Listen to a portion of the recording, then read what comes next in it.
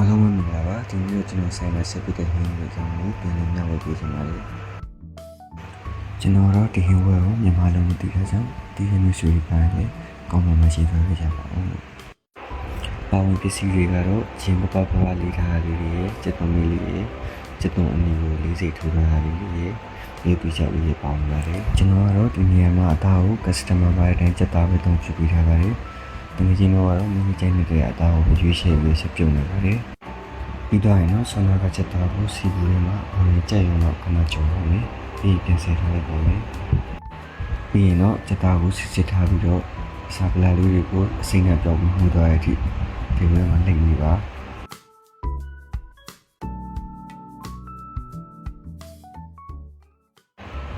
မွေးလာပြီဆိုရင်တော့အများကြီးဖြူစီကိုနည်းနည်းစီထည့်မယ်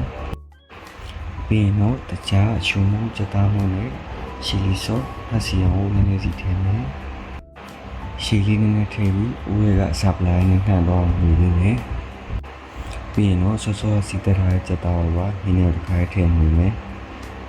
ဒီနေရာမှာတော့ကျွန်တော်တို့ဆိုင် customer တွေကအမှန်မစားရတော့ကျွန်တော်စားလို့မတော့ပါဘူး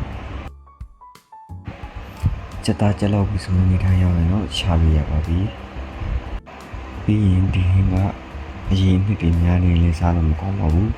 တူတန်းလေးပဲခက်ဆက်လျှောက်လေးပဲစားလို့ကောင်းပါလေခုလို့ဆိုတော့အားလုံးလည်းဆက်တော့ကြမယ်လို့ပြောနေပါတယ်ပြီးတော့နိုင်ငံခြားမှာနေတဲ့ကျွန်တော်ညီကိုကြီးလေ